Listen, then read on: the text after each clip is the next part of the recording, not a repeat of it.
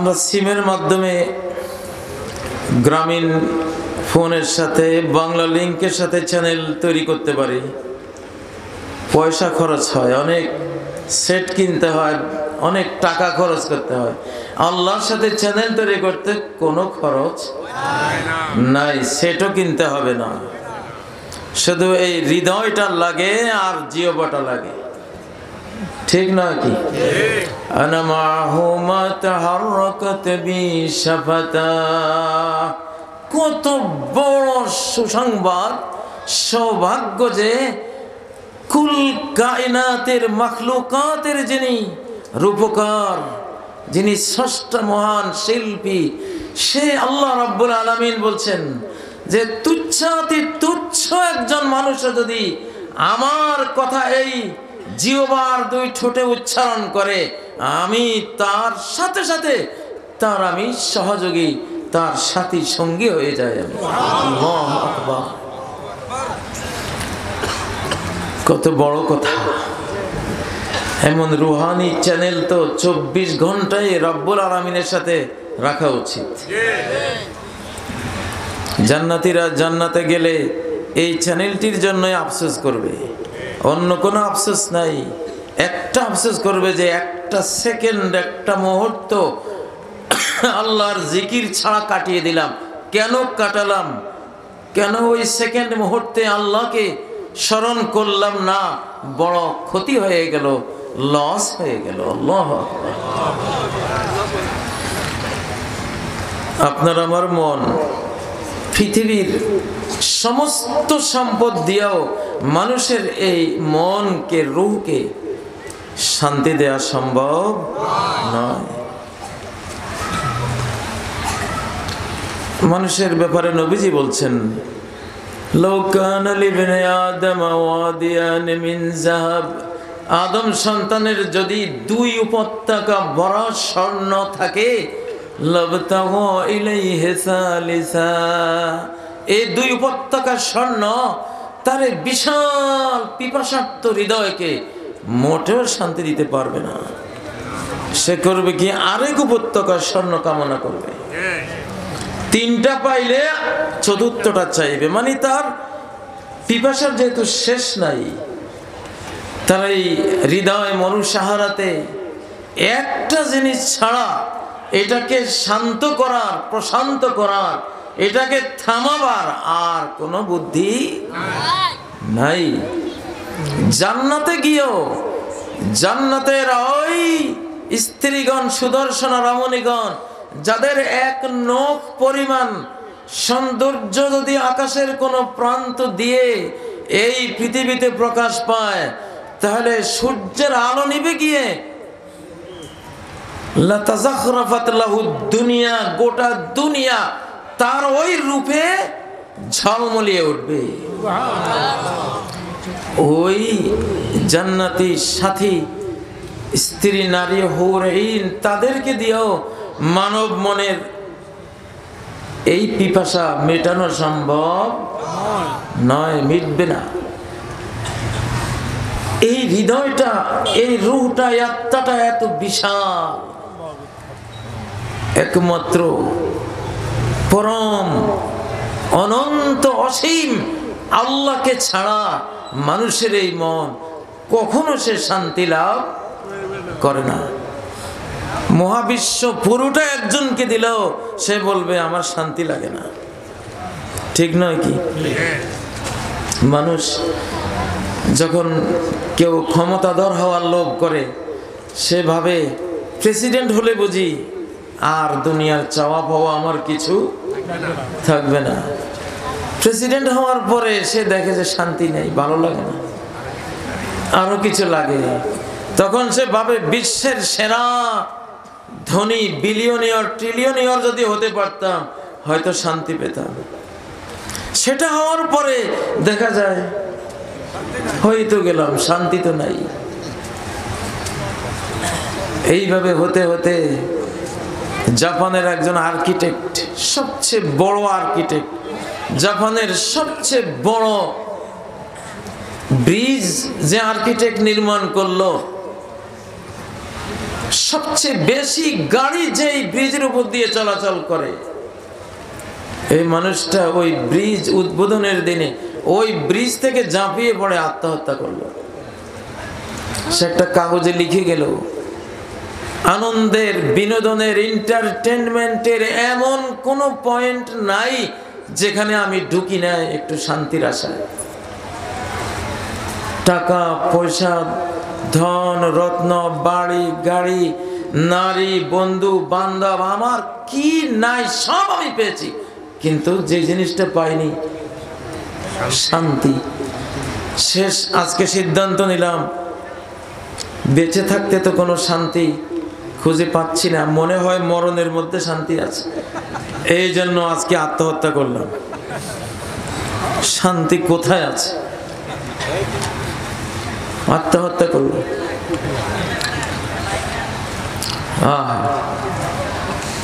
যদি সূরা রাদের 28 নম্বর আয়াতটা সে পড়তো, জানতো, তার গোটা রাষ্ট্রের সকল বিশ্ববিদ্যালয় মিলেও তাকে আল কোরআনের একটি সূরার একটি আয়াতের জ্ঞান দিতে পারল না।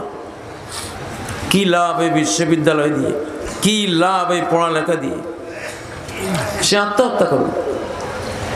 আল্লাহ বলে দিলেন, দেখো সৃষ্টির মধ্যে বিশাল হলো আকাশ, কিন্তু মর্যাদায় আকাশের চেয়েও বিশাল হলো এই মানুষ। আকাশ যে মানুষের জন্য সৃষ্টি, আকাশ পরিমাণ সোনা দানা দিলেও এই মন শান্তি পাবে না। একটা রুই মাছ ধরে এনে বিশ্ব ব্যাংকের সকল ডলার, ইউরো, টাকা এই রুই মাছটার সামনে ঢেলে দিলে সে কি বলবে? রুই মাছটারে এই উঁচা ডাঙ্গায় তুলে এনে, শুকনা মাঠে তুলে এনে বিশ্ব ব্যাংক সহ সারা ওয়ার্ল্ডের সমস্ত ব্যাংকের টাকা যদি তার সামনে ঢেলে দেন,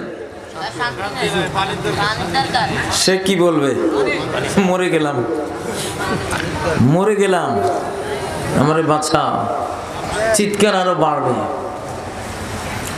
আহা, তাহলে যদি অল্প একটু পানি এনে তার নিঃশ্বাস প্রশ্বাসে তার মুখের সামনে তুলে ধরে, সে তার অবলা কণ্ঠে কত কোটি শুকরিয়া যায় জানাবে সে, ঠিক নয় কি?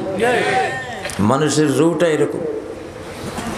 আমরা তাকে সোফা সেট দিয়ে শান্তি দিতে চাই, তাকে এসি দিয়ে শান্তি দিতে চাই, তাকে খাট পালং দিয়ে শান্তি দিতে চাই, তাকে প্লাজমা টেলিভিশন দিয়ে শান্তি দিতে চাই, হলিউড বলিউডের নাচ গান দিয়ে শান্তি দিতে চাই। পাগল, মজনু, নাদান, মূর্খ, গন্ড মূর্খ। মাছের দরকার পানি, আর রুহের দরকার কে? তার সৃষ্টিকর্তা আল্লাহ। লা ইলাহা ইল্লাল্লাহ। ওয়াইজ থা মস্ত, জিকির শরাবে তহুর থা। এসব ওয়াজ মাহফিলের ওয়াজগুলি হতে হয় মস্ত, মাতওয়ারা, মজনু। সে মজনু হবে, মস্ত হবে, মাতওয়ারা হবে কি দিয়ে? আল্লাহর জিকির দিয়ে। আল্লাহু আকবার। জিকির শরাবে তহুর থা। এই মজলিসগুলির শরাবান তহুরা, সে জান্নাতি শরবত হলো ওই আল্লাহ তাআলার জিকির, যাকে ছাড়া এই মানুষের মন মহাবিশ্ব পেয়েও বিন্দু মাত্র শান্তি লাভ করে না। একটু জিকির করে দেন, লা ইলাহা ইল্লাল্লাহ। ভিতরেই, আপনার মনের ভিতরেই জিকিরটা করেন। আল্লাহু আকবার। শান্তি লাগে? সিনেমায় গেলে খুব শান্তিতে ঘুম আসে না মসজিদে গেলে? সিনেমায় ঘুম আসছে এরকম লোক মনে হয় খুব একটা নাই, আর মসজিদে ঘুমায় না এরকম মুসল্লি মনে হয় নাই। পার্থক্যটা কেন হয়? মান্দার কাটা, খেজুরের কাটা, গুজি কাটা পেয়ালা গাছের কাটা যদি এনে পিঠের নিচে বিছাই দিয়ে বলে ঘুমাও, ঘুম আসবে না, চিৎকার আসবে।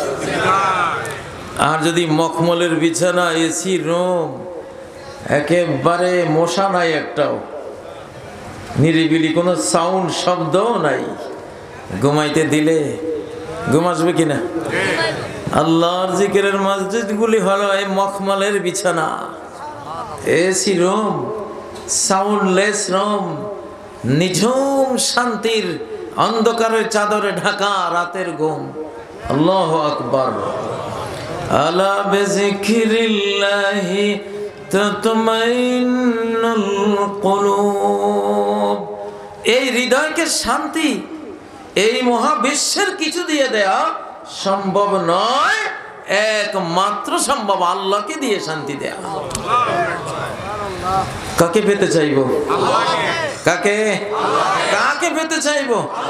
বাস, ঠিক আছে তো।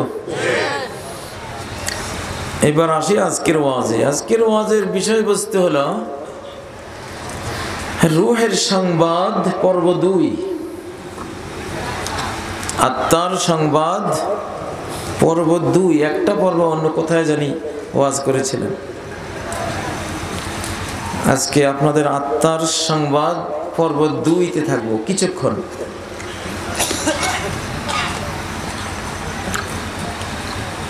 এই গ্রামে এই সমাবেশে যেমন একজন একজনকে দেখি, সবাই সবাইকে বুঝি,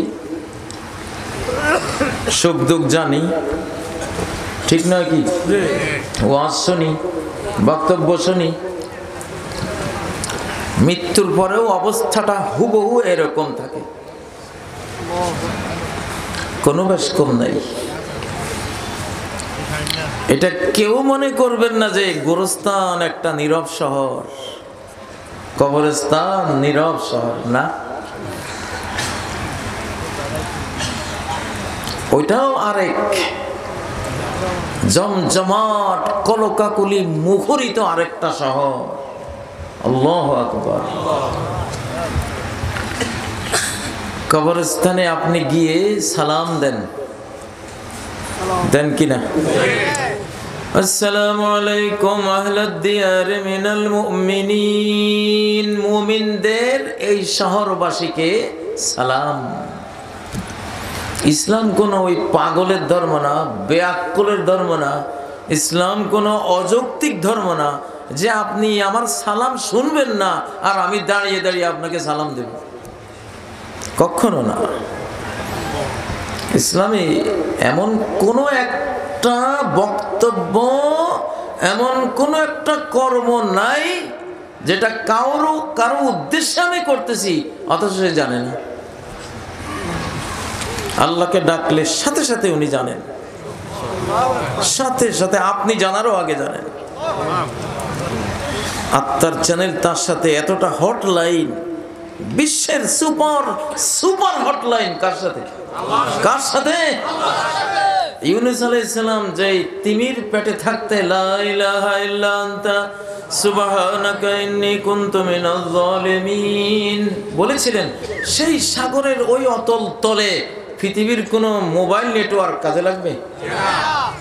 নিজের রুমে ঢুকলে নেটওয়ার্ক থাকে না, আর সাগরের তলায় থাকবে? কিন্তু ইউনূস আলাইহিস সালাম ওই দুর্বল কণ্ঠে এই যে দোয়াটা করেছিলেন, সেই মহাশূন্য মহাকাশ ভেদ করে আওয়াজটা আরশ পর্যন্ত চলে গেছিল, ঠিক নয়? এর চেয়ে হটলাইন আর আছে? পৃথিবীর কোন সুপার পাওয়ার আমেরিকা পারবে তার কোন নাবিক মাছের পেটে, তিমির পেটে চলে গেছে আটলান্টিক সাগরের তলায়, বাঁচাতে পারবে? পারবে? পারবে না। আটলান্টিক সাগর ডুবে গিয়েছিল, 100 বছর খুঁজে তো পাওনি, তোমরা খুঁজে তো পাওনি, কই গেল? ঠিক না? তারা হটলাইন কোনটা? আল্লাহরটা। কারটা? আল্লাহরটা। রুহানি চ্যানেল একটা আল্লাহর সাথে, আর একটা কার সাথে? নবী সাল্লাল্লাহু আলাইহি সাল্লামের সাথে। আল্লাহুম্মা সাল্লি আলা মুহাম্মদ, অথবা বলি সাল্লাল্লাহু আলাইহি ওয়াসাল্লাম, অথবা রওজা পাকে দাঁড়িয়ে বলি আসসালাতু আসসালামু আলাইকা ইয়া রাসূলুল্লাহ। তিনি যদি না শুনবেন কখনো এই সালাতু সালাম ইসলাম আল্লাহ তাআলা আমাদের উপরে এটা ওয়াজিব করতেন না। শুনবেন বলেই এটা বলা হয়েছে। চ্যানেলটা কত শক্তিশালী। মুমিন মুসলিমিন ইউসাল্লিমু আলাইহি, আল্লাহ নবী বলেন কিয়ামত পর্যন্ত যত মুসলিম, যত বাঙালি, পাঞ্জাবি, আরবি, তুর্কি, যত মুসলিম আমাকে সালাম দিবে, সালামের সাথে সাথে রাদ্দাল্লাহু আলাইয়া রূহি, আল্লাহ আমার আত্মাকে আমার বডিতে দিয়ে দেন। ফারুদ্দু আলাইহিস সালাম, সঙ্গে সঙ্গে আমি তাকে জানাই ওয়া আলাইকুমুস সালাম ওয়া রাহমাতুল্লাহি ওয়া বারাকাতুহু। এই হেয়ারের সাথে হেয়ার আফটার, এই দুনিয়ার সাথে আখিরাতটা কিভাবে কানেক্টেড, আল্লাহু আকবার, কিভাবে সম্পর্ক জোড়ানো। নবীজির সাথে আপনি 24 ঘন্টায় থাকতে পারেন দুরূদের মাধ্যমে, সালাত ও সালামের মাধ্যমে। ইমাম ইবনুল কাইয়িম রাহিমাহুল্লাহর একটা বই আছে আর রূহ, সেটা পড়ে নেবেন খুব জোরালোভাবে। এবং আমি ওনার পড়াগুলো বুঝে আমি পুরোপুরি বুঝতেছি যে উনি যে কথাটা বলছেন উনি সত্যের উপরেই, এবং উনি সঠিকটা জেনেই বলেছেন। কবরে যখন আপনি সালাম দেন, আপনার বাবা মা, দাদা দাদি, নানা নানি সবাই সবাই শুনতে পায়। আপনারটা তারা সবাই শোনে, কিন্তু তাদেরটা আপনি শুনবেন না। আপনারটা তারা সবাই শুনে, জন্য সালাম দিচ্ছেন। আল্লাহ নবী বলেন মা মিন মুসলিমিন ইয়ামুররু বিকবরি আখিহি, যেই কোনো মুসলিম তার কোনো আত্মীয় তার ভাইয়ের কবরের পাশ দিয়ে যদি রাস্তা চলে, ফায়ুসাল্লিমু আলাইহি, এবং তাকে সালাম দেয়, ইল্লা রাদ্দা আরাফাহু ওয়া রাদ্দা আলাইহিস সালাম, ওই কবরবাসী তারা সবাই জানতে পারে এই মানুষটা কে, সালাম দিচ্ছেটা কে, এবং সাথে সাথে সবাই উত্তরও দেয় তাকে।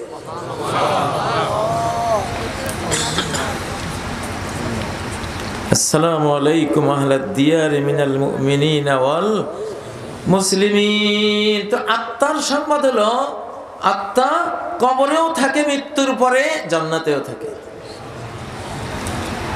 সে কবরেও থাকে, সে জান্নাতেও থাকে। কবরটা তার এই পৃথিবীর বাড়ি।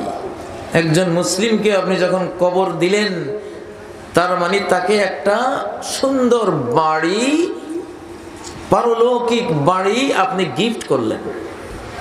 কত বড় সওয়াব! একজন মুসলিমকে কবর দেওয়ার মধ্যে কত বড় সওয়াব! আপনি তাকে একটা বাড়ি গিফট করলেন, এর বিনিময়ে আল্লাহ আপনাকে জান্নাতে হয়তো একটা বাড়ি গিফট করবেন। হাল জাযাউল ইহসানি ইল্লাল ইহসান, সুন্দরের বিনিময় সুন্দরই তো হয়। কবরস্থ ব্যক্তিকে কি বলা হয়? নেককার। আপনি যখন নেককার অবস্থায় কবরে যাবেন, সুয়াল জবাবের পরে বলা হবে নাম কানাউমাতিল আরুস, দুলা দুলান যেভাবে ঘুমায় তুমি সেইভাবে ঘুমাও। আল্লাযী লা ইউকিযুহা ইল্লা হাব্বু আহলিহা ইলাই, দুলনের মতো ঘুমাও, তোমাকে জাগাবে তোমার সবচেয়ে প্রিয়তম এসে জাগাবে। সম্ভবত কবরের সাথে হুরিদের কানেকশন হয়ে যায়, ওরা জাগায় তাকে, ওরা জাগায়। এই জন্য কবরস্থানে বেশি বেশি যাবেন, কবরস্থানে বেশি বেশি গিয়ে সালাম দিবেন। বাংলাদেশে কবরস্থানে যায় দুনিয়ার খড়কুটা চাওয়ার জন্য, ঠিক না? রোগ মুক্তির জন্য যায়, সন্তান চাওয়ার জন্য যায়, নির্বাচনে বিজয়ের জন্য যায়, ঠিক না? ব্যবসায়ের উন্নতির জন্য যায় না। রে বাবা, এগুলির জন্য যাইও না। ওখানে যাওয়ার উদ্দেশ্য এর চেয়ে কোটি গুণ বড়, কোটি গুণ বড়। সেখানে তুমি গিয়ে সালাম দিলে সাথে সাথে জান্নাত থেকে ছুটে আসবে সেই শত শত প্রাণ আত্মা যেগুলি এখানে সমাহিত হয়ে আছে, যাদের দেহটা এখানে আছে। সাথে সাথে ছুটে এসে তোমার সালামের জবাব তারা দেবে। এক পুত্র তার পিতার প্রতিদিন কবরে গিয়ে তাকে সালাম জানাতো। একদিন কোনো এক জানাজার কারণে সে আসতে পারলো না। সে স্বপ্ন যুগে দেখলো তার বাবা বলছে, ছেলে আজকে কেন আসলে না? ছেলে বলতেছে, বাবা আমি যে আসি তুমি টের পাও? বাবা বলতেছে, শুধু কি টের পাই, তুমি যখন ওই দূর ব্রিজে উঠো তখন থেকে আমি বুঝতে শুরু করি যে হ্যাঁ তুমি আসতেছো। আল্লাহ। ইমাম ইবনুল কাইয়িমের কিতাব আর-রূহের বর্ণিত ঘটনা। একজন মানুষ একটা গোরস্থানে প্রতিদিন গিয়ে আল্লাহ এই গোরস্থানবাসীকে রহমত করো, ক্ষমা করো, জান্নাত দান করো দোয়া করে। আল্লাহ তাকে দেখালেন স্বপ্নে যে এরা এক উৎসব মুখর অবস্থায় তার এই দোয়া পাওয়ার জন্য তারা জড়ো হয়, মাহফিল তৈরি হয়। সুবহানাল্লাহ। আমরা একদিন কবরবাসী হব কিনা? কারা কারা কবরে যাবেন হাত তোলেন।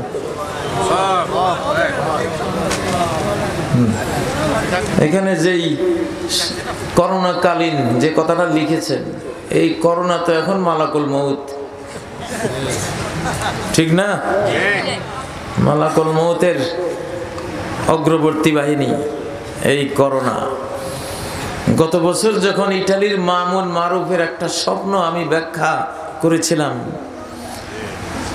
এই স্বপ্নটা আমি আমার কোরআন ও হাদিসের আয়না দিয়ে দেখতেছিলাম যে স্বপ্নটা সত্য,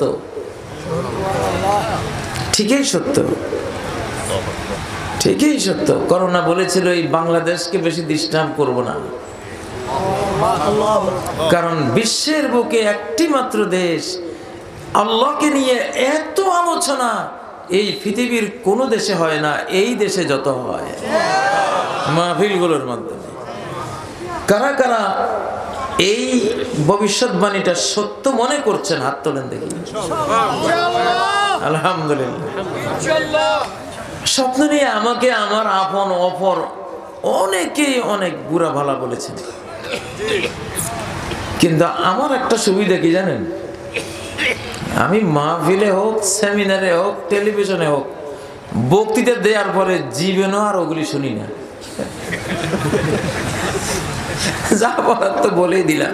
আমি এখন শুনলেই কি লাভ, না শুনলে কি লাভ, আমি তো বলেই দিছি। এইটা নিয়ে আর আমার কোনো চিন্তা নাই। আল্লাহ তোমার হেফাজতে ছেড়ে দিছে, তুমি বুঝো। সত্যি আমি যেই কঠিন সমালোচনার মধ্যে পড়েছিলাম, যদি আমি জানতে পারতাম তাহলে হয়তো বাঁচাই সম্ভব হতো না, কিন্তু আমার ওই সুবিধার কারণে আমার কোনো সমস্যাই নাই। আজকে যে কথা বলে যাবো জীবনে আর শুনবো না। আর এটা তোমরা শুনো, তোমরা সমালোচনা করো, তোমাদের বিষয়, আমার আর কোনো বিষয় নেই এখানে। এই সুবিধাটা আমাকে খুব ভালো রাখে, আলহামদুলিল্লাহ। আজকে যেটা বলতেছি হয়তো এটা নিয়েও অনেক চলবে কিছুদিন। আল্লাহু আকবার। আল্লাহর নবী বলেন, যখন কেউ মারা যায়, ইয়াতালাক্কাহু আহলুল খায়র মিন ইবাদিল্লাহ, আল্লাহর বান্দাদের মধ্যে যারা জান্নাতি এরা সবাই এই মানুষটাকে ওয়েলকাম, স্বাগতম। আপনারা যেমন এখানে অমুক বক্তা জিন্দাবাদ দেন, আসমানেও এরকম চলে। আল্লাহু আকবার। হাদিস, নবীজির হাদিস, কামা ইউতালাক্কাল বাশীর, সুসংবাদদাতাকে যেমন সবাই কি সংবাদ নিয়ে আসছো ভাই ঘেরাও করে ধরে, ওই লোকটাকে, এই রূহটাকে ওইভাবে ঘেরাও করে তার চাচা, জ্যাঠা, বাবা, মা, ভাই, বোন যারা মারা গেছে সবাই। কি কানেকশন আপনার সাথে? আপনি যে ওয়াজ মাহফিলে বসে আছেন, সব সংবাদ হয়ে গেছে। আপনি মনে করবেন না আপনার মৃত মা জানে না, সব সংবাদ চলে গেছে, বাবার কাছে সংবাদ চলে গেছে। তুরাদু আমালুকুম আলা আকরিবিকুম ওয়া শাইরিকুম আল্লাহ নবী বলেন, তোমাদের সমস্ত আমল, তোমাদের নিকটাত্মীয়, তোমাদের সমাজের যারা বেঁচে ছিল তোমাদের সাথে এখন মারা গেছে, ওই মৃতদের সবার কাছে তোমাদের সমস্ত কর্ম আল্লাহর পক্ষ থেকে প্লেস করা হয়, জানিয়ে দেয়া হয়। ফাইন ওয়াজাদু খায়রান ফাইন কানা খায়রান ফারিহু ওয়াস্তাবশারু। তুমি যদি ভালো কাজ করো, আকাশে তোমার বাবা, দাদা, নানা, চাচা ও যা আছে সবাই সংবাদটা পায়, তারা খুব আনন্দ বোধ করে, খুব আনন্দ বোধ। সুবহানাল্লাহ। যে আমাদের ভাতিজা নেক আমল করতেছে, তাদের গৌরব আল্লাহর কাছে, সম্মান তাদের আল্লাহর কাছে। আপনার বংশে একজন এমপি থাকলে দুনিয়ার দিক থেকে আপনার গৌরব না, তাই না? সরকারের কাছে আপনার একটা দাম আছে। আসমানের সরকার কে? আল্লাহ। সেখানে আল্লাহর কোন কাজ জমিনে আপনার রিলেটিভ কেউ করছে, এইটা শুনলে আপনার কত বড় সম্মান। ফারিহু ওয়াস্তাবশারু, আনন্দিত হয়, সুসংবাদ গ্রহণ করে আর দোয়া করে, আল্লাহুম্মা হাযা ফাদলুকা আলাইহি, আল্লাহ এটা তোমার অনুগ্রহ তার উপরে। ফাকিমহু আলাইহি হাত্তা ইয়ামুত, মৃত্যু পর্যন্ত তাকে এই নেক আমলের উপরে রাখো। আমিন। আল্লাহু আকবার। এই দোয়া তারা করে। এইভাবে আপনার আমলগুলি উপরে চলে যায়, পুরোপুরি সংবাদ আপনার ব্যাপারে আদান প্রদান হতে থাকে। আর যদি বদ আমল হয়, আপনার আত্মীয়রা সবাই দোয়া করে, আল্লাহুম্মা রাজি বিহি, আল্লাহ তারে তুমি সৎ পথে ফিরিয়ে আনো, সৎ পথে ফিরিয়ে আনো। একদিন আমরা সবাই আত্মা হয়ে যাব। কি হয়ে যাব? বিদেহী আত্মা, দেহবিহীন আত্মা। মৃত ব্যক্তির জন্য আমরা দোয়া করি না, তার বিদেহী আত্মার আমরা মাগফিরাত কামনা করি। বিদেহী মানে কি? দেহবিহীন আত্মা। আজকে দেহের সাথে আছি, এক সেকেন্ড পরে এই দেহের সাথে নাও থাকতে পারি, ঠিক না কি? ও ভাইয়েরা, এই জন্য আত্মার সংবাদের মধ্যে কোরআন হাদিসের মধ্যে দেখি যে কবরস্থ মানুষেরা আমাদের সব শুনে।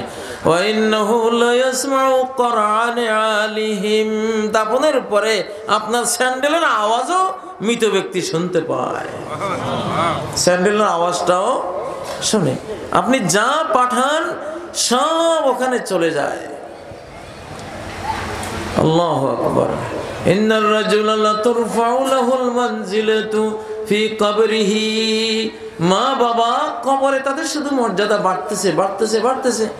তখন তারা আল্লাহকে প্রশ্ন করে, আন্না লানা হাযা, হে আল্লাহ কেন এত সম্মান বাড়ে? তখন আল্লাহর পক্ষ থেকে তাদের জানানো হয়, বিস্তিগফারি ওয়ালাদিকুমা লাকুমা মিন বাদিকুমা, তোমাদের সন্তান তোমাদের পরে তোমাদের জন্য ইস্তিগফার করতেছে, এই জন্য সম্মান বেড়ে যাচ্ছে। এরকম সন্তান রেখে যেতে চান? রাখতে হলে এই কোরআন শিক্ষা দিতে হবে। স্কুল এখন বন্ধ, কলেজ ইউনিভার্সিটি এখন বন্ধ, কিন্তু কোরআনের স্কুল, কোরআনের মাদ্রাসা খোলা, আলহামদুলিল্লাহ। আসল শিক্ষা যেটা ফরজ, এইটা খোলা। এটা বন্ধ করলে বিপদ আছে, ওগুলো খুললে বিপদ। আর এটা কোরআনের বিদ্যালয় বন্ধ করলে বিপদ, এটা সরকারও টের পেয়ে গেছে, আলহামদুলিল্লাহ। মাহফিল যত হবে তত করোনার ঝুঁকি মুক্ত থাকবে বাংলাদেশ। আর মাহফিল বন্ধ যত বেশি হবে, করোনার ঝুঁকি তত বেশি আসবে। মামুন মারুফের স্বপ্নে বলেছিল 100 কোটি নিয়ে যাব আমি। ভাইরাসের ইন্টারভিউতে ওরা বলছিল 100 কোটি মারবো। তো আমি তো দেখতে পাচ্ছি যেভাবে আমেরিকা, ইউরোপ এবং চীন সারা ওয়ার্ল্ডকে, মুসলিম ওয়ার্ল্ডের বাইরে গোটা বিশ্বকে যেভাবে ধরেছে, 100 কোটি হওয়া কোনো ব্যাপার না। এবং করোনার সংস্করণ একটার পর একটা, তার চেয়ে আরো ভয়াবহ হয়ে আসতেছে। তো এই জন্য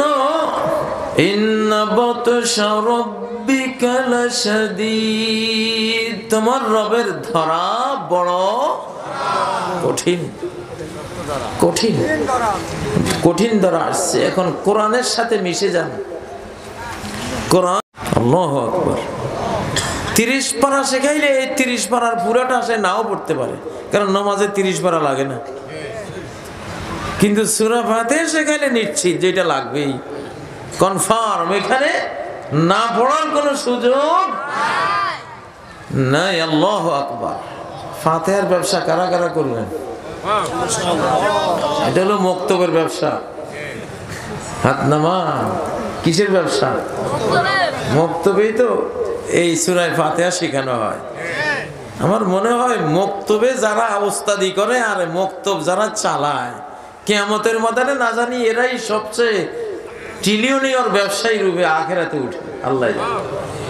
কারণ এরাই সূরা ফাতিহা শেখায়। আল্লাহ, অন্যান্য সূরা তো আছেই, কিন্তু ফাতিহার মতো তো, ফাতিহা নিজেই পুরা কোরআন, পুরা কোরআন ও পুরা কোরআন। ফাতিহা নিজেও আলাদা একটা পুরা কোরআন। সূরা ফাতিহাকে আল্লাহ বলেছেন, ওয়ালাকাদ আতাইনাকা সাবআম মিনাল মাসানি ওয়াল কুরআনাল আযীম। নিশ্চয় আমি তোমাকে দিয়েছি 7টা বারবার পঠিত আয়াত, এবং 7টি আয়াতের আরেকটি নাম আল কুরআনুল আযীম, মহাগ্রন্থ আল কোরআন। 2টা তাফসীর এখানে আছে। একটা হলো আল কুরআনুল আযীম মানে 30 পারার কোরআন। আরেক তাফসীর হলো যেটা বেশি শুদ্ধ, যে সূরা ফাতিহাই এক কোরআনে আযীম। সুবহানাল্লাহ। কারণ সূরা ফাতিহায় যা বলা এবং চাওয়া হয়েছে, বাকি 30 পারায় সেটা সমাধান করা হয়েছে, উত্তর দেওয়া হয়েছে। সুবহানাল্লাহ। এই জন্য কোরআনের বিদ্যালয় খোলা, আলহামদুলিল্লাহ। মুসলমান প্রত্যেকটা ঘরকে কোরআনের বিদ্যালয় বানান, প্রত্যেকটা ঘরকে কোরআনের বিদ্যালয় বানান। কোরআনের তরজমা পড়েন, কোরআনের অর্থ শেখেন, জীবন ধন্য হয়ে যাবে ইনশাআল্লাহ। মরণ তো শুরু হয়েছে করোনার মাধ্যমে, কোথায় গিয়ে যে শেষ হবে আল্লাহ ছাড়া কেউ জানে না। 500 থেকে 600 কোটি মানুষ চলে যেতে পারে। কয়শো কোটি? 500 থেকে 600 কোটি মানুষ করোনার পরবর্তী যে ধাপগুলি আসতেছে একের পর এক, এগুলোতে বিদায় হয়ে যেতে পারে, বলা যায় না। আমরা সবাই লিস্টেড হতে পারি। মুমিন মরে গেলে সে শহীদ, করোনায় মরলে সে কি শহীদাতুন শাহাদাতুল উম্মতি শাহাদাতুল কুল্লি মুসলিম। আমার উম্মতের এবং প্রত্যেক মুসলিমের শহীদি মরণ হলো মহামারীর মরণ, মহামারীর মরণ, শহীদি মরণ। আলহামদুলিল্লাহ, মুমিন হওয়া কত বড় সৌভাগ্যের বিষয়। মুমিন যদি করোনা আক্রান্ত এলাকায়, মহামারী আক্রান্ত এলাকায় সবর করে থাকে, তাহলেও না মরলেও শহীদি মরণের সওয়াব। আর কাফের মরলেও লস, বাঁচলেও কি লস।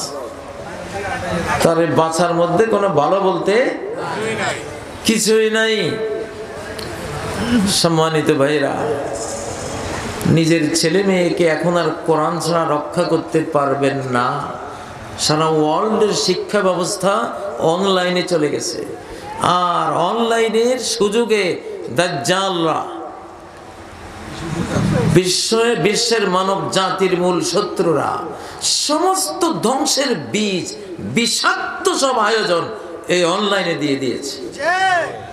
ঠিক নয় কি?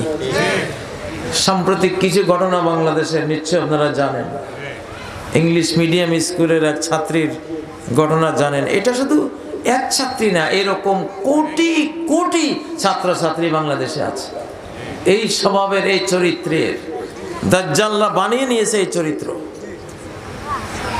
এইটা যদি হয় তাহলে এই দেশের জন্য ভবিষ্যৎ খুব খারাপ আছে। করোনা ওয়ার্নিং, চরিত্র সংশোধন করো। ও ভাইয়েরা, স্বামী স্ত্রীর বাইরে কোন যৌনতা পৃথিবীর কোন ধর্মে স্বীকৃত নাই। স্বামী স্ত্রী হওয়া ছাড়া কোন প্রেমের প উচ্চারণ করলেও তুই পাবি। কেন করলি? ও কি তোর স্ত্রী? আদম আর হাওয়া, হাওয়া আদমের জন্য হালাল, আদম হাওয়ার জন্য হালাল হয়েছে কেন? আল্লাহ বলেছেন ওয়াখালাকা মিনহা যাওজাহা, আদমের ভেতর থেকে তার স্ত্রীকে সৃষ্টি করেছেন, প্রেমিকা সৃষ্টি করেছেন, এটা বলেন নাই। স্বামী স্ত্রী হওয়া ছাড়া কোন রকমের প্রেম নিবেদন জঘন্য জিনা, দৃষ্টি বিনিময়, জিনাল আইনে আন নজর। স্বামী স্ত্রী ছাড়া নারী পুরুষ দৃষ্টি বিনিময় করলে দৃষ্টির জিনা, দৃষ্টির ধর্ষণ। বিজ্ঞানীরা পরীক্ষা নিরীক্ষা করে বলে যে স্বামী স্ত্রীর দাম্পত্য সম্পর্কে যা ঘটে দৃষ্টির দ্বারা তাই ঘটে যায়, কোনো বেশ কম নাই। কথা বিনিময় করেছ, সেক্সুয়াল কথা, জিনা করেছ, কথার জিনা। জিনাল লিসানে আন-নুতক, হাদিসে আছে না নেই? সহিহ মুসলিম খুলেন। জিনার চাষ করেছি, গোটা সমাজকে জিনার চাষ করে প্রতিগন্ধময় ডোবায় পরিণত করে দিয়েছি। আর যে কোনো ডোবার মধ্যে মশার জন্ম হয়, ঠিক না? আর মানুষ যখন ডোবা হয়ে যায় তখন কিসের জন্ম হবে? করোনার জন্ম হবে। ডোবার মতো নাপাক হয়ে গেছে গোটা সমাজ। বস্তার ভিতরে পেঁয়াজ, যদি কিছু পেঁয়াজ পচে যায়, এগুলো ফেলে না দিলে গোটা বস্তাও কি পচে যাবে। এখানে পচা পেঁয়াজ আসেনি কেউ? যদি থাকো ভাই, তাহলে তোমারও বিপদ, তোমার লগে যারা থাকবে তাদেরও বিপদ। আসল ভাইরাস করোনা না, আসল ভাইরাস হলো পচা পেঁয়াজ, পচা চরিত্রের মানুষ, পচা চরিত্রের মানুষ। মানুষ যখন আল্লাহ মাইনাস হয়ে যায়, এই মানুষ শুকরও নয়, বানরও নয়, কুকুরও নয়, তার চেয়েও খারাপ। মানুষ যখন আল্লাহ মাইনাস হয়ে যায়, আখিরাত মাইনাস হয়ে যায়, কোরআন মাইনাস হয়ে যায়, তখন এই মানুষ আর মানুষ থাকে না। ইব্রাহিম আলাইহিস সালামের বাবা কি নাম?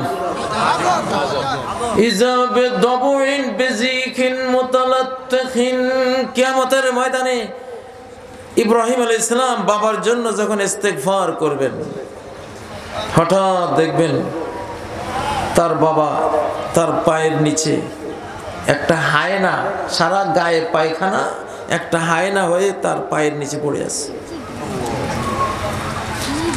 তোমার আর মনুষ্যত্বের ছবি দিয়ে আর লাভ কি? তোমার চরিত্র যখন হায়না, কর্ম যখন হায়না, বিশ্বাস যখন পশুর চেয়ে অধম, তখন তুমি পশুর পর্যায়ে তোমাকে আখিরাতে নামিয়ে দেওয়া হবে। মানুষ আকারে আর জাহান্নামে পাঠাবার দরকার নাই। মানুষ যখন আল্লাহ মাইনাস হয় তখন আর মানুষ থাকে না। আপনার আদরের ছেলেটা যখন আল্লাহকে মানবে না, আল্লাহ মাইনাস হয়ে যাবে, এটা আর মানুষ না। ইন্নাহু লাইসা মিন আহলিক, নূহ আলাইহিস সালাম কান্না বিজড়িত কণ্ঠে আল্লাহর কাছে বললেন, ইন্নাবনি মিন আহলি, আমার যে সন্তানটা ডুবে যাচ্ছে মহাপ্লাবনে, ওগো আল্লাহ, ও তো আমার সন্তান, আমার ছেলে, তুমি তো ওয়াদা করেছো আমার ছেলেকে বাঁচাবে। আল্লাহ জবাব দিলেন, হে নূহ, ইন্নাহু লাইসা মিন আহলিক, এটা তোমার ছেলে না। পুত্রত্ব তার কাটা হয়ে গেছে, ডিলেট। এখন থেকে আর তাকে পুত্র বলতে পারবে না। আল্লাহ তেজ্য পুত্র ঘোষণা করে দিলেন। কেন? ইন্নাহু আমালুন গায়রু সালেহ, তার কর্ম ভালো নয়, চরিত্র ভালো নয়। এই জন্য সে আর তোমার পুত্র হওয়ার যোগ্যতা এখন রাখে না। আপনার পুত্র যদি অ্যান্ড্রয়েড মোবাইল দেখে দেখে আমলুন গায়রু সালেহ, সে যদি গায়রে সালেহ আমল কুকর্মী হয়ে যায়, আপনি মুসলিম বাবা, হাজি গাজী বাবা, মৌলানা বাবা, আপনার সাথেও তার সম্পর্ক ডিলেট হয়ে যাবে। ঠিক নয় কি? ও ভাইরা, রূহ আর মাটির দেহ, মাটির দেহ যখন রূহটাকে শাসন করে, রূহটাকে দমন করে ফেলে, তখন এই মানুষটা হায়ওয়ান জানোয়ারের চেয়েও নিচে চলে যায়। ঠিক না? আল্লাহু আকবার। এই জন্য রূহের খোরাক হলো এই কোরআন, এই কোরআন। শিশুদেরকে কোরআন পড়ান। জাতিসংঘ সহ সব রাষ্ট্রনায়করা এখন বলে ধর্ম ছাড়া মানুষকে মানুষ বানানো যায় না। এখন বুঝতেছে যে মেয়েটা ধর্ষিতা হয়ে নিহত হলো, মা বাবার সারা জনমের কলঙ্ক হলো, তারা এখন বুঝে ইংলিশ মিডিয়ামে না পড়িয়ে যদি একটা মাদ্রাসায়, বানাত মাদ্রাসায় পড়াতাম, ঠিক কিনা, একটু মক্তবের শিক্ষা দিতাম, তাহলে মেয়েটা আমাদের চোখে ধুলো দিয়ে এইভাবে তো যেত না, ওই দর্শকের খপ্পরে পড়তো না, ঠিক নয় কি? আল্লাহর ওয়াস্তে ছেলে মেয়েকে এই কোরআন শিক্ষা দান করেন। যদি বাঁচতে চান আর বাঁচাতে চান ও ভাইয়েরা, মানুষ যখন নিজের রূহটাকে পবিত্র রাখে, কোরআন দিয়ে তাজা রাখে, তার মর্যাদা ফেরেশতার চেয়ে ঊর্ধ্বে। আর যখন সেই রূহটাকে মেরে ফেলে মাটির খাঁচার ভিতরে, তার আর কোনো দাবি সে শুনে না, রুহের যে খাবার এটার জন্য মসজিদে নিয়ে যায় না, তেলাওয়াত কোরআন তাকে দেয় না, আল্লাহর জিকির দেয় না, মেরে ফেলে, তখন এই মানুষ তাকে আসফালা সাফিলিন, নিচেদের নিচতমে, একেবারে জাহান্নামে নিয়ে যায়, ঠিক নয় কি? সেজন্য অবশ্যই আমাদেরকে আমাদের আত্মার সংবাদ নিতে হবে, আমাদের রুহের সংবাদ আমাদের রাখতে হবে। শেষ হাসি হাসার জন্য এই রুহটাকে আল্লাহর কোরআনের সাথে সম্পৃক্ত করে রাখতে হবে। এক পাড়ার হাফেজও কিন্তু হাফেজ, এক পাড়ার হাফেজও তো কি হাফেজ, দুই পাড়ার হাফেজও হাফেজ, এক সূরার হাফেজও কিন্তু একজন হাফেজ, একটা সূরার হাফেজ। আলহামদুলিল্লাহ। হাফেজ মানে কি? মুখস্থকারী, মুখস্থকারী। তো এক সূরার মুখস্থ কি মুখস্থ না? একটা সূরা মুখস্থ করা কি এটাকে মুখস্থ করা বা হিফজ করা এটা বলা হবে না? বিন্দু বিন্দু ক্ষুদ্র ক্ষুদ্র বালুকণা, বিন্দু বিন্দু জল গড়ি তোলে মহাদেশ সাগর অতল। একটা সূরার হিফজ যদি আমরা হিফজ না বলি, এইভাবে প্রত্যেকটা সূরার হিফজকে আলাদা আলাদা যদি হিফজ না বলি, তো গোটা কোরআনের হাফেজের তো অস্তিত্ব থাকে না, থাকে? তাহলে মূল্যায়ন তো একটা সূরা যার হিফজ আছে সে এক সূরার হাফেজ, দুই সূরা যার মুখস্থ আছে সে কি দুই সূরার হাফেজ। আল্লাহু আকবার। 30টা সূরা যার মুখস্থ আছে সে 30 সূরার কি হাফেজ। 50 সূরা তার হিফজ আছে, 50 সূরার হাফেজ। সাহাবায়ে কেরামদের মধ্যে হিফজ এইভাবে ছিল। 30 পারার হাফেজ খুব বেশি ছিলেন না তারা। এখনকার আরব বিশ্ব পুরো 30 পারার হাফেজ খুব বেশি পাওয়া যায় না, এটা সর্বোচ্চ, এটা ঠিক আছে, সন্দেহ নাই। তাই বলে ছোটদেরকেও অবমূল্যায়ন করার কোনো সুযোগ নাই। 10টা 20টা সূরার হাফেজ হইতে পারবেন না? কারাই সাহস রাখেন যে 20টা সূরার হাফেজ হব? আল্লাহ কবুল করেন, আল্লাহুম্মা আমিন। যার সিনার মধ্যে কোরআনের কিছু অংশ সংরক্ষিত আছে, আল্লাহ তাকে আযাব দেবেন না ইনশাআল্লাহ। ফাইন্নাল্লাহা লা ইউআযযিবু কলবান ওয়াআল লিল কোরআন, যেই কলব কোরআনকে মুখস্থ রাখে কোনো দিনও আল্লাহ সে অন্তরকে আযাব দেবেন না। আল্লাহু আকবার। কত বড় সুসংবাদ আমাদের জন্য। আপনাদের কিছু প্রশ্ন, এই প্রশ্নগুলির মধ্যে আমি 10টি প্রশ্নের উত্তর দেব ইনশাআল্লাহ। প্রথম প্রশ্ন, বাথরুমের মধ্যে গোসল করলে, গোসলের ফরজ আদায় করলে পুনরায় ওযু করা লাগবে কিনা? না, আর পুনরায় লাগবে না। বাথরুমে গোসল করলে গোসল হয়ে যাবে, তবে নিয়ম হলো গোসলের আগে মাথা মুছে পর্যন্ত ওযু করে নেবেন। হাত ধুবেন, কুলি করবেন, নাকে পানি দেবেন, চেহারা ধুবেন, হাত ধুবেন, মাথা মোছাও করবেন, শুধু বাকি রাখবেন পা ধোয়াটা। গোসল শেষ করে একটু সরে গিয়ে পা ধুয়ে বেরিয়ে আসবেন। সুম্মা তানাহা ফাগাসালা রিজলাইহি। সব হাদিসগুলিতে এই ধরনের ইবারত, সহিহ বুখারী, মুসলিম, তিরমিজি, নাসাই, পবিত্র অধ্যায় হাদিসটি এসেছে নবী সাল্লাল্লাহু আলাইহি সাল্লাম মাথা মুছে পর্যন্ত গোসলের আগে ওযু করতেন, গোসল শেষে তানাহা একটু সরে যেতেন, সরে গিয়ে পা ধুয়ে তার গোসল কর্ম সমাপ্ত করতেন। তাহলে ওযুও হয়ে গেল, গোসলও হয়ে গেল, দুটোটাই হয়ে গেল। প্রচলিত আছে যে স্বামী এবং স্ত্রীর রক্তের গ্রুপ একই হলে সন্তান নাকি প্রতিবন্ধী হয়। ইসলামী শরীয়ত কি বলে? সবচেয়ে ভালো স্বামী স্ত্রী সম্ভবত বি গ্রুপ আর ও গ্রুপ, মানে গ্রুপটা ভিন্ন হলে বৈচিত্র্যময় আসে। বি আর ও, এ আর ও বা এ আর বি, মানে গ্রুপ, রক্তের গ্রুপ ভিন্ন হলে বেশি ভালো। পৃথিবীতে সবচেয়ে বেশি আখিরাতমুখী মানুষ হলো বি গ্রুপের মানুষেরা, যাদের রক্তের গ্রুপ বি। এই টাইপের মানুষগুলি শতকরা 90 জন আল্লাহওয়ালা টাইপের হয়, আর ও গ্রুপের শতকরা 80 জন আল্লাহওয়ালা টাইপের হয়। ও গ্রুপের শতকরা 20 জন একটু দুনিয়াদার বেশি হয়। বি গ্রুপের শতকরা 10 জন দুনিয়াদার হয়, 90 জন ওলি আল্লাহ টাইপের। এটা একটা গবেষণা। আচ্ছা,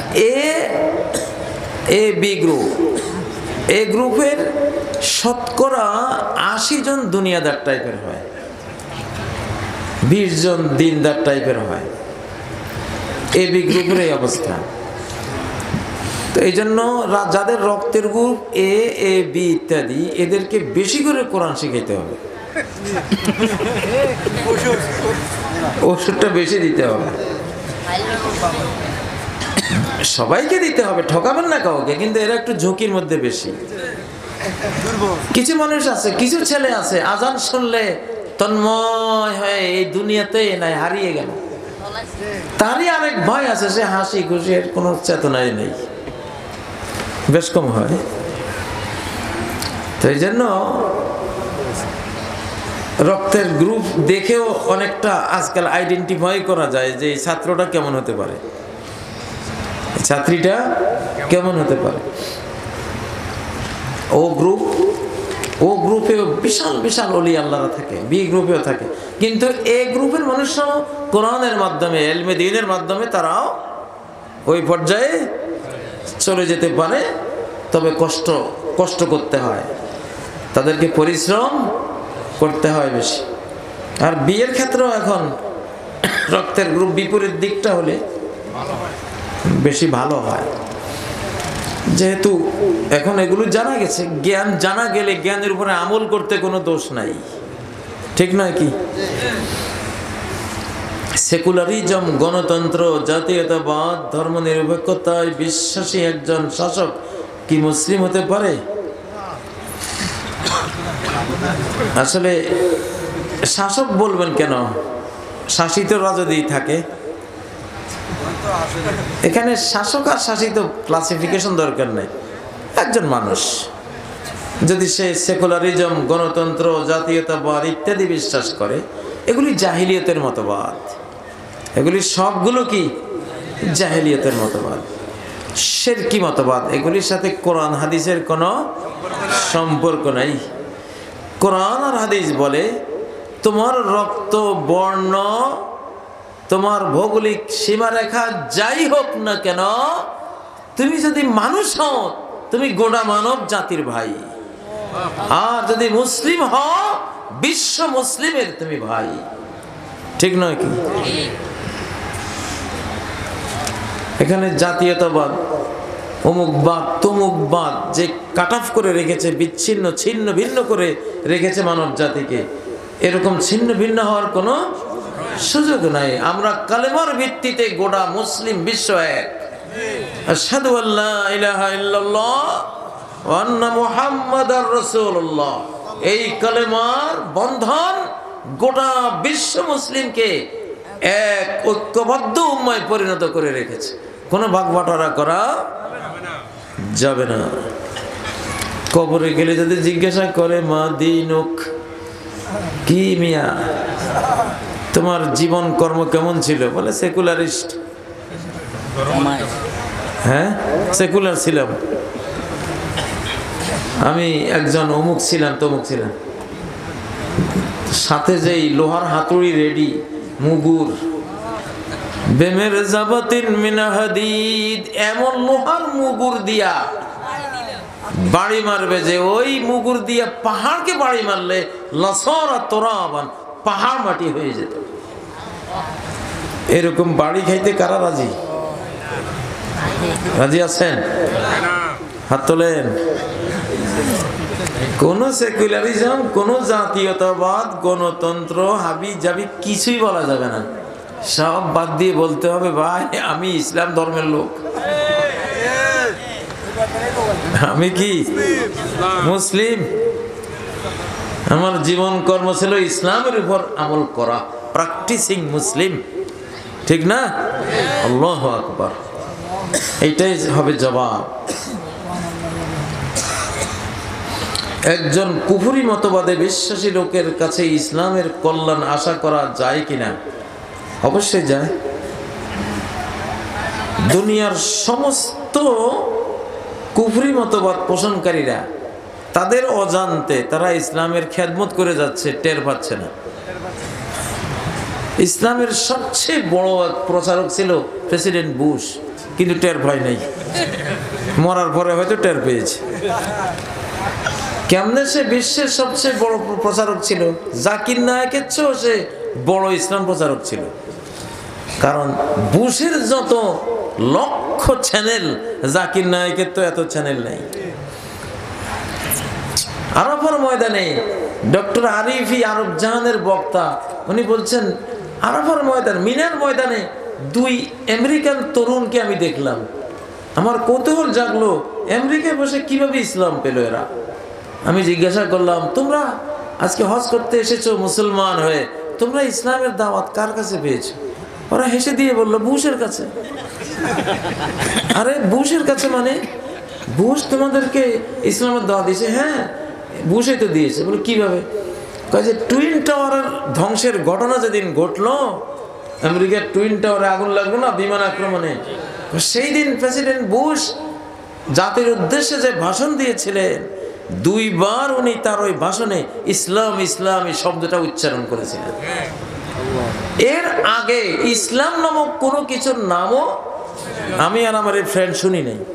এই তো কিউরিসিটি জাগলো, কি ব্যাপার, ইসলাম কি, ইসলাম কি? তার বক্তৃতা ভাষণ শেষ হওয়ার পর ইসলাম ইংলিশে লিখে সার্চ মারলাম, শুরু হলো জাকির নায়েকের বক্তৃতা, অমুকের বক্তৃতা, হাজার হাজার বক্তৃতা, তথ্য তথ্য আসা শুরু হলো। বারে আমরা তো ইসলাম পেয়ে গেছি। বুঝে যদি জানতো যে আমি ইসলাম মুখে নিলেও কি বিপদ হইতে পারে,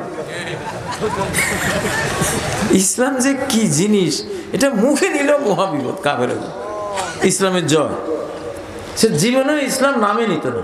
এই দুই যুবক বলেন আমরা তো ওই বুশ থেকে ইসলাম পাইছি। আল্লাহ তাআলা কি করেন? কার মুখের কথা সারা ওয়ার্ল্ডের মিডিয়ায় একযোগে সম্প্রচার হবে, আল্লাহ ইসলাম প্রচারের জন্য ওই লোকটারে আগে বাছাই করে। তো বুশের যুগে আল্লাহ দেখলেন, আল্লাহু আলাম, আমার যেটা মনে হয়েছে যে বুশ ছাড়া এত বড় মুখ বর্তমান যুগে আর নাই। এই লোকের মুখে যদি ইসলাম শব্দটা আসে, আসুক না, সে দুর্নাম করুক, সমস্যা নাই, ইসলামটা খালি বলুক, জনগণ শুনুক, কিরে ইসলাম কি, খালি এই প্রশ্নটা ছড়ে দেখ, আর কিছু লাগতো না। তাহলে কোটি কোটি মানুষ মুসলমান হয়ে যাবে। আল্লাহ হয়েছেও তাই। ইন্নাল্লাহা লা ইউআইয়িদু হাযাদ দীন বিররাজুলিল ফাজির ওয়া বিআকওয়ামিন লা খালাকা লাহুম। আল্লাহ নবী বলেন আল্লাহ এই দ্বীনকে সাহায্য করবেন ফাসিক ফাজির দিয়া, আর এমন কাফের দিয়া যে কাফেরের আখিরাত বলতে কিছু নেই, তারেও আল্লাহ তার অজান্তে আল্লাহ দ্বীনের খাদেম বানায় রাখবে, সে টের পাবে না। এই যুগেও ইসলামের কিছু খাদেম আছে, নাম নিলে ওরা টের হয়ে যাবে, যেন নিতেছি না, চলুক, ওরা ইসলামের দুর্নামে করুক, সমস্যা নাই। জনগণ খালি ওদের মুখ থেকে ইসলাম নামটা পাইলে না, আর কিছু লাগবে না, ঠিক নয় কি? একটু আগে চেয়ারম্যান সাহেব বলে গেলেন না, প্রথম করোনা ভাইরাস পাইছি এক বক্তার মুখে। এর আগে করোনা কি জিনিস জানতাম না। একটা নাম পাইলেই তো এনাম, নামের ভিতরে তো হাজারো ব্যাখ্যা বিশ্লেষণ তথ্য লুকিয়ে থাকে, ঠিক না? অতএব কুফরি মতবাদে বিশ্বাসীদের দ্বারা যুগে যুগে আল্লাহ বহু খেদমত নিয়েছেন, ইসলামের বহু খেদমত এখনো নিচ্ছেন। সুবহানাল্লাহ। ইদানিং এক কপাল পোড়া ম্যাক্রো, এই লোকের দ্বারা যে নবীজির মহব্বত কি পরিমাণ মুসলিম জাতির মধ্যে আল্লাহ বাড়ায় নিছে, এইটার কোনো হিসাব নিকাশ কোনো ক্যালকুলেশন করে বলা যাবে না। আল্লাহু আকবার। নবী প্রেমিকরা সবাই মোটামুটি নিজ নিজ জায়গায় ঘুমন্তই ছিল, এই লোকে জায়গায় দিছে। অগ্নিকুণ্ডে ফু মারলে ছোট্ট আগুন ওয়ালাচ্চার আগে মোমবাতিতে ফু দিলে নিভে যায়, আর বিশাল অগ্নিকুণ্ডে ফু দিলে আগুন আরো বেড়ে যায়। বাতাস দিলে আগুন আরো, চেরাগের মধ্যে পাখা দিয়ে এক থাপ্পড় দিলে নিভে যাবে, কিন্তু বড় অগ্নিকুণ্ডে যত হাওয়া দিবেন সে আরো হাওয়া থেকে অক্সিজেন নিয়ে আরো বেশি আরো জ্বলবে, ঠিক না? আরো লাফায়। তো এরকম আর কি নবীজির মহব্বতে ম্যাক্রো কি বাড়াইছে আলহামদুলিল্লাহ। ওর কিন্তু কপাল ভরছে, মুসলমানদের কপাল জেগে উঠেছে আলহামদুলিল্লাহ। হুজুর জমির খাজনা দিলে সুদ মাফ হয় কিনা? বাবারে, খাজনার সাথে আর সুদের কি সম্পর্ক? খাজনার সাথে সুদের কোনো সম্পর্ক নাই। জমির খাজনা দিলে জাকাত মাফ হয় কিনা এইটা না প্রশ্ন হইতে পারত, যে একটা তো দিছি ওসরাত দেয়া লাগবে কিনা, কিন্তু জমির খাজনা সুদ, বাবা তোমার এর মারেফত আমি বুঝতে পারলাম না। প্রশ্নটা নিলাম পকেটে, হয়তো সুযোগ পেলে একটু গবেষণা করবো যে সুদের লগে খাজনার কি সম্পর্ক। হ্যাঁ হ্যাঁ, কট লাগাইলে, হ্যাঁ কট তো চিনি, তো খাজনা দিলে সুদ মাফ হয় কিনা?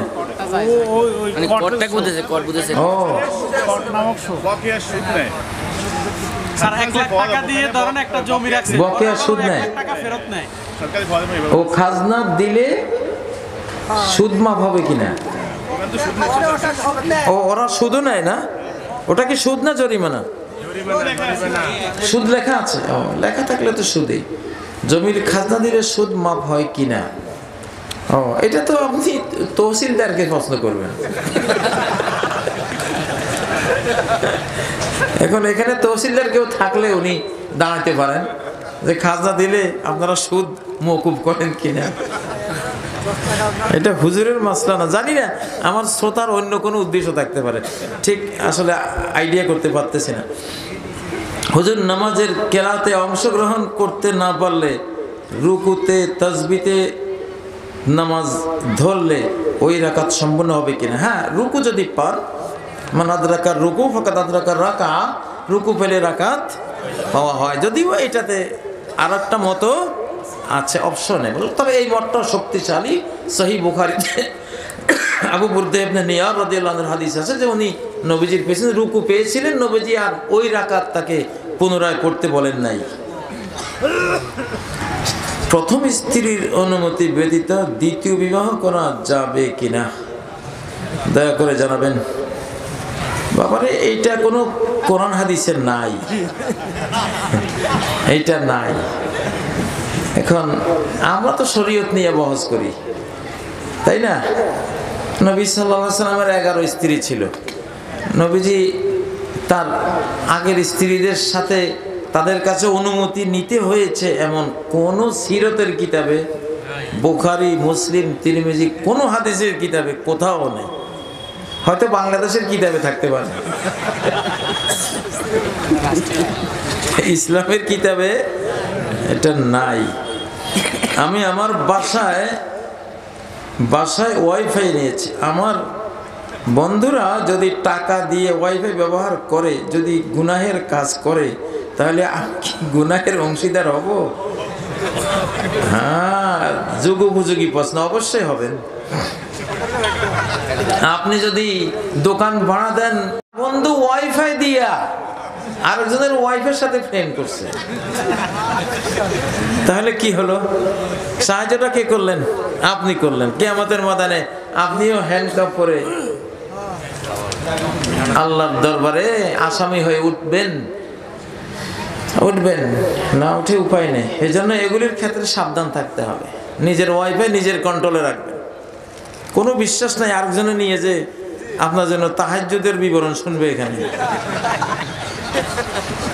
আমাদের সমাজে প্রায় জায়গায় দেখা যায় কবরে লাশ রাখার পর মাটি দেওয়ার সময় একটি দোয়া পড়া হয়, মিনহা খলাকনাকুম। এই দোয়া পড়লে মৃত ব্যক্তির জন্য কোনো সওয়াব হবে কিনা? না, এইটা এইখানে পড়ার মতো আসলে কোনো হাদিস নাই। এখানে যেটা পড়ার মতো আছে, লাশ কবরে নামাবার সময় বিসমিল্লাহি ওয়া আলা মিল্লাতি রাসূলিল্লাহ ওয়া আলা সুন্নতি রাসূলিল্লাহ, এটা আছে। তবে কবরের পাশে কেউ কোরআন পড়লে মৃত ব্যক্তিরা শান্তি পাবে, এইটা মোটামুটি প্রমাণিত আছে। নবী সাল্লাল্লাহু আলাইহি সাল্লাম বাকি গোরস্থানে গিয়ে লম্বা কেরাত কোরআন পড়েছেন, এটা হাদিসের সহিহ হাদিসে প্রমাণিত আছে। তো এই জন্য কোরআন শুনলে, সালাম শুনলে, আল্লাহ জিকির শুনলে এর একটা ফাইজ, বরকত, সওয়াব, এর একটা রহমত তাদের ওখানেও চলে যায়। ইউটিউবে জনপ্রিয় একজন ইউটিউবার নিজেকে ইমাম মাহদি দাবি করেছেন, বাস সে বাতিল। ইমাম মাহদি কখনো নিজেকে মাহদি দাবি করবেন না। কুল্লু মানি দাল মাহদুইয়া ফাহুয়া কাজ্জাবুন বাতিল। এবং মাহদি যেই কেউ দাবি করুক, তার ব্যাপারে চিন্তা ভাবনার স্টাডি করার কোনো দরকার নেই। চোখ বন্ধ করে সে বাতিল। কারণ যদি সে প্রকৃত মাহদি হতো কখনো বলতো না যে আমি ইমাম মাহদি, কখনো নিজেকে মাহদি পরিচয় দেবে না। সে পালাবে, তাকে মাহদি বলে মানুষ ধরতে যাবে, সে আরো পালিয়ে যাবে, নিজে আত্মরক্ষার জন্য পালিয়ে যাবে। এত বড় উম্মতের বোঝা সে নিতে মোটেও চাইবে না। তারপরে 7 জন আলেমের নেতৃত্বে 313 যারা মাহদি শনাক্ত করে ধরবে, ওরা বলবে যদি দায়িত্ব না নেওয়া করে তলোয়ার দিয়ে তোমার কাজ সাফ করে ফেলবো আজকে। যখন দেখবে যে এখন মেরে ফেলবে এরা আমাকে, তো কি করবে? ঠেকায় পড়াচ্ছে। এই হলো ওনার অবস্থা, বুঝেন না? তলোয়ারের ডরে উনি দায়িত্ব নেবে। আর এই লোক ইউটিউব খুলে আই এম মাহদি, এটা মিথ্যুক, চরম মিথ্যুক, মিথ্যাবাদী কাজ্জাব। হয়তোবা ভিতরে দেখবেন ইহুদিদের, জায়নিস্টদের দালাল, সত্য ইমাম মাহদিকে কলুষিত করার জন্য এরা একটা চেইন তৈরি করতেছে ভণ্ড মাহদিদের, যাতে আমরা আসল জন যেদিন আসবে তাকেও ভণ্ড মনে করি। এই জন্য একটা চেইন তৈরি করতেছে, এটা করা হয়, এজেন্ডা বাস্তবায়ন করে। এটা মিথ্যাবাদী, কোনো সন্দেহ নেই। আর ইমাম মাহদি আসবে কাবা শরীফে, বাংলাদেশে আসলো করতে, বুঝেন না? যাক, এটা বাংলাদেশ সরকারের কাছে আমরা আহ্বান জানাবো, একে গ্রেফতার করে উচিত শিক্ষা, যথাযোগ্য শাস্তি দেয়া, যাতে সে জাতিকে বিভ্রান্ত করতে না পারে।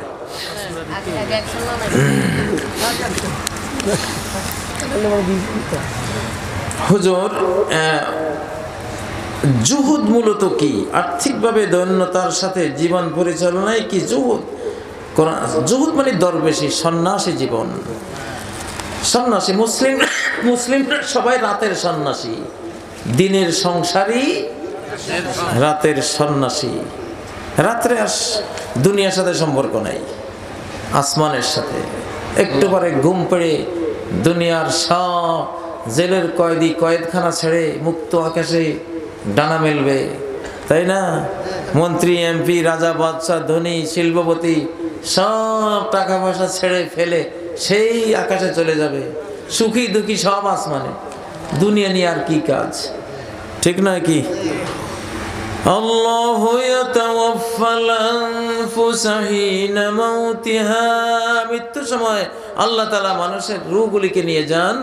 আর যার ফাইনাল মৃত্যু আসেনি, ওয়াল্লাতী লাম তামুত ফী মানামিহা, ঘুমের সময় সব মানুষের আত্মা আল্লাহ তাআলা নিয়ে যান। যদি কাফের হয় অমুসলিম হয় তার আত্মা আকাশে অনুমতি পায় না, আকাশের নিচেই জিন শয়তানদের সাথে শপিং মলে, সিনেমা হলে, আড্ডা হাবিজাবি এগুলি থাকে। আর যে কালেমা পড়া, লা ইলাহা ইল্লাল্লাহ পড়া মানুষ, আকাশ তার গেট খুলে দেয়, আরশের নিচে গিয়ে এসে সেজদা করে। ফাইন কানা তাহিরান সাজাদা তাহতাল আরশি, বুখারীর হাদিস। আল্লাহ নবী বলেন, আব্দুল্লাহ ইবনে আমর ইবনে আল-আস রাদিয়াল্লাহু আনহু থেকে বর্ণিত সহিহ হাদিস, যদি ওযু করে ঘুমায় এই মানুষটি, তাহলে সরাসরি আল্লাহর আরশের নিচে সেজদা করার অভূতপূর্ব সম্মান সে লাভ করে। আল্লাহু আকবার।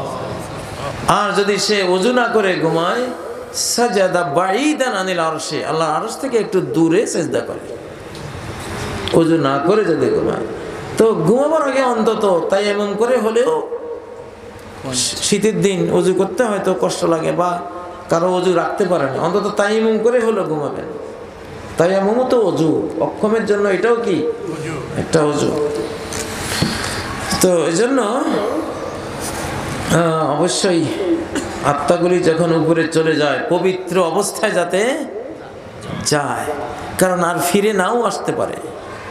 এই জন্য তো ঘুমের একটা দোয়া এমন আছে, ফাইন আমসাকতাহা ফারহামাহা, আল্লাহ রুহটাতে চলে গেল, যদি আপনি রেখে দেন আপনার কাছে আর ফেরত না দেন, তাহলে জান্নাত দিন আমাকে, রহমতের যে খনি জান্নাত সেখানে রেখে দেন। ওয়াইন আরসালতাহা ফাহফাজহা বিমা তাহফাজু বিহি ইবাদাকাস সালিহিন, যদি আত্মাকে ছেড়ে দেন, তাহলে দুনিয়াতে আসলে এসব ইউটিউবের হাতে ছেড়ে দেন না, ফেসবুকের হাতে ছেড়ে দেন না, সিনেমা হলিউড বলিউডের হাতে ছেড়ে দেন না। আমাকে আপনার ওলিয়া আউলিয়া নেককারদেরকে আপনি যেভাবে হেফাজতে রাখেন, আমার রূহটাকে সেইভাবে হেফাজতে রাখবেন যদি ছেড়ে দেন। তো জুহুদ আরবি শব্দ, জুহুদ মানে তো সন্ন্যাসী হওয়া। আমরা সবাই রাতের সন্ন্যাসী ইনশাআল্লাহ। রাত আমাদের আধ্যাত্মিক টাইম। রাত ৩টার পরে সবচেয়ে বড় আধ্যাত্মিক পিরিয়ড, স্পিরিচুয়াল পিরিয়ড, আত্মার উন্নয়নের পিরিয়ড। আকরাবু মা ইয়াকুনুর রাব্বু মিন আবদিহি জাওফুল লাইলিল আখির, আল্লাহ বান্দার সবচেয়ে কাছে আসেন শেষ রাতে। এই জন্য আত্মার উন্নতি শেষ রাতের ইবাদত, তাহাজ্জুদ ২ রাকাত হলেও পড়বেন। এটা যে কি জিনিস, আল্লাহু আকবার। দুনিয়ার কোন নবী রাসূল ওলিয়া আউলিয়া কেউই শেষ রাতে তাহাজ্জুদ ছাড়া নবী রাসূল হইতে পারেন নাই, নবী রাসূলের মর্যাদা ধরে রাখতে পারেন নাই। কোন ওলিয়া আউলিয়া শেষ রাতের এই আহাজারি ছাড়া ওলিয়া আউলিয়া হতে পারেন নাই। ওয়াল মুস্তাগফিরিনা বিল আসহার, আল্লাহর সামনেকার বান্দারাই শেষ রাতে আল্লাহর কাছে ইস্তিগফার করে। আল্লাহু আকবার। আমাদের স্পিরিচুয়াল আধ্যাত্মিক টাইম, সবচেয়ে বড় টাইম হলো শেষ রাতেরটা। এই সময় আত্মার যে উন্নয়ন ঘটে, আল্লাহকে সেজদা দিলে 24 ঘন্টার মধ্যে এত সুন্দর আধ্যাত্মিক টাইম আর নাই। কিন্তু কপাল পোড়া এই যুগের মানুষ রাত 12টায় ঘুমায়, 8টায় 9টায় জাগে, বুঝেন না? বড় দুর্ভাগা জাতি। অবশ্যই এমন টাইমে ঘুমাবেন যে টাইমে ঘুমালে অন্তত শেষ রাতে জাগতে পারেন। আল্লাহ তৌফিক দান করুন। তো জুহুদ, সন্ন্যাস জীবন, যদি আমি 2 কথায় এর ব্যাখ্যা দেই, তাহলে ব্যাখ্যাটা এরকম হবে যে একজন মুসলিম সেই সন্ন্যাসী এবং সংসারী যে দুনিয়ার ঘর সংসারের, সমাজ সংসারের, সমাজ রাষ্ট্রের হেন কাজ নাই যা সে করে না। দুনিয়ার উসিলে আসবাব পুরা দমে সে গ্রহণ করে। দুনিয়ার উসিলে আসবাব উপকরণ সব গ্রহণ করার পরে এরপরে আল্লাহর কাছে এমন তাওয়াক্কুল করে যেমন উসিলাগুলি কিছুই না, আল্লাহ সব তুমি। তার মানে উদাহরণ দেই, কৃষক এমন ভাবে কৃষি কাজ করবে, 1 নম্বর বীজ, 1 নম্বর সার, এবং চাষবাসও 1 নম্বর পদ্ধতি, বেড়াগুলো 1 নম্বর। মানে উসিলাগুলি সব 100-এ 100 নেবে, এমনভাবে নেবে তারা দেখলে মনে হবে যে মস্ত বড় দুনিয়াদার। শুধু এই জন্য এত গুরুত্ব দিয়ে সব জিনিস এত যাচাই বাছাই করে নিচ্ছে। সব জমিনে 1 নম্বর 1 নম্বর 1 নম্বর দেওয়ার পরে আল্লাহকে বলবে, আল্লাহ কিছুই করিনি, তুমি না দিলে আমার কিছুই নাই। 100% তাওয়াক্কুল, 100% দুনিয়া গ্রহণ করে 100% তাওয়াক্কুল গ্রহণ করা, এটা হলো জুহুদ, এটা হলো দরবেশী, এটা হলো সন্ন্যাসী জীবন। কিন্তু দুনিয়ার কিছুই নিল না, বসে বসে তসবিহ হবে, চাকরি নেই, ব্যবসা নাই, কৃষি নেই, কিছুই নেই, আরেকজনের দিকে চাইয়া রয়েছে। ও হাদিয়া আনবে তো আমি খাবো, এইটা আসলে জুহুদ না, এইটারে দরবেশী কয় না। দরবেশী রাতেও করবো, দরবেশী দিনের দরবেশী হলো কর্ম করা, রাতের দরবেশী হলো জিকির করা, ইবাদত করা, স্পিরিচুয়াল টাইম পার করা, দুইটা দুই। আমার সর্বশেষ প্রশ্ন, আমি একজন নারী, আমার 10টি ফরজ রোজা ওজরে ভাঙ্গা হলো, পরে যদি ভেঙ্গে ভেঙ্গে থাকি এবং আজ একটা, 2 দিন পরে আরেকটা, 3 দিন পরে আরেকটা থাকলে কোনো সমস্যা হবে কি? না বোন, কোনো সমস্যা হবে না। আল্লাহ নিজে বলেছেন, ফাইদ্দাতুম মিন আইয়ামিন উখর, যতগুলো রোজা ভেঙ্গেছে গনে গনে ততগুলো রোজা রেখে দিলেই হবে। একসাথে রাখলো না 2 সাথে রাখলো না 3 সাথে রাখলো, এটার কোনো দরকারই নেই। সংখ্যা সমান হইলে হইল, 10টা ভাঙছো 10টা কাজা করেছো। কিভাবে রাখবো? 1 মাসে 1টা না 1 মাসে 2টা, একসাথে 2টা না ভিন্ন ভিন্ন 2টা, তোমার ইচ্ছা, কোনো শর্ত নাই। সুবহানাকাল্লাহুম্মা বিহামদিক। জি জি, একটা ছেলে মনে হয় সে একটা মেয়ের পিছনে 20,000 টাকা ব্যয় করার নাকি, নিজের মেয়ের জন্মদিন, নিজের মেয়ের জন্মদিনের জন্য 20,000 টাকা ব্যয় করবে বলে নিয়ত করেছিল। পরে মাহফিলের কথা শুনে সেই 20,000 টাকা মাহফিলের জন্য দান করে দিয়েছে। আলহামদুলিল্লাহ। সে যদি মেয়ের জন্মদিনে খরচটা করতো তাহলে পাপ হতো, ইসলামে এটা নাই। কিন্তু এই মাহফিলে দিয়েছে, এবার সে বিশাল একটা নেক আমল করে ফেলেছে, আলহামদুলিল্লাহ। বাংলাদেশে যেইভাবে ধর্ষণ বেড়েছে, এর থেকে বাঁচার ইসলামিক উপায় কি? একমাত্র উপায় হলো বিবাহ, পানির মতো বিবাহ বন্ধনে আবদ্ধ করে দেয়া। সব যুবক পরিবার গঠন করবে ইনশাআল্লাহ। আল্লাহ তাআলা তৌফিক দান করুন। মাহফিল শেষ করলাম, একটা দোয়া করে দেই। আল্লাহুম্মা আমিন। রব্বানা তাকাব্বাল মিন্না ইন্নাকা আনতাস সামিউল আলিম ওয়া তুব আলাইনা ইন্নাকা আনতাত তাওয়াবুর রহিম। রব্বুল আলামিন, আপনার জন্য এই মাহফিলে আমরা এসেছি, আপনার জন্য বলেছি, আল্লাহ আপনার জন্য শুনেছি। আমাদের নিয়তের মধ্যে ত্রুটি থাকলে সেই ত্রুটি ক্ষমা করে, মার্জনা করে আমাদের সবার মাহফিল আপনি কবুল করে, এর শ্রুতি, এর বক্তৃতা আপনি কবুল করে, আমাদের মিজানে হাসানাতের মধ্যে এই মাহফিলকে রেখে দেন আল্লাহ। এই মাহফিল যারা আয়োজন করেছেন আল্লাহ তাদের ক্ষমা করেন, যারা বক্তব্য দিয়েছেন, তাফসীর করেছেন তাদের ক্ষমা করেন, যারা শুনেছেন তাদের ক্ষমা করেন, মা বোন শ্রোতা যারা আছেন আল্লাহ তাদেরও ক্ষমা করেন, যত সহযোগিতা যতজনে করেছেন সবাইকে ক্ষমা করেন আল্লাহ। যে চেয়ারম্যান সাহেবের মাধ্যমে এই মাহফিলটি হতে পেরেছে আল্লাহ, বিশেষভাবে আল্লাহ তাকে ক্ষমা করেন, আরো বেশি বেশি মাহফিলের অনুমতির আয়োজন করিয়ে দেওয়ার তাকে তৌফিক দান করেন আল্লাহ।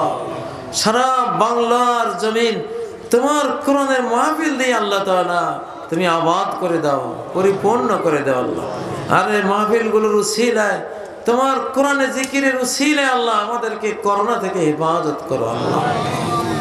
আয় আল্লাহ, এই বাংলার মানুষ সহ সারা পৃথিবীর মুসলিম জাতিকে তুমি ইসলামের দিকে নিয়ে আসো, প্রকৃত ইসলামের দিকে নিয়ে আসো, সত্য ইসলামের দিকে নিয়ে আসো আল্লাহ। ইসলামের জন্য জীবন সম্পদ সব উৎসর্গ করার তৌফিক দান করো আল্লাহ। জীবন দিতে হলে জীবন দেব, সম্পদ দিতে হলে সম্পদ দেব আল্লাহ। ইসলামের জন্যই তো এই জীবন তুমি দিয়েছো, সম্পদ তুমি দিয়েছো। সেই ইসলামের জন্য অকাতরে যাতে এই জীবন সম্পদ বিলিয়ে দিতে পারি, আমাদের সে তৌফিক দান করো আল্লাহ। আল্লাহ এই জমিনকে, শাহজালাল শাহপুরানদের এই জমিনকে, ওলিয়া উলিয়াদের এই জমিনকে আল্লাহ, লক্ষ কোটি আলেম ওলামা মাশায়েখ কেরামের এই জমিনকে চিরকাল ইসলামের জন্য উর্বর ভূমি রেখে দাও আল্লাহ।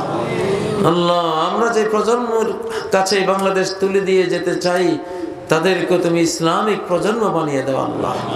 আল্লাহ, যুবকদেরকে হেদায়েত করো আল্লাহ।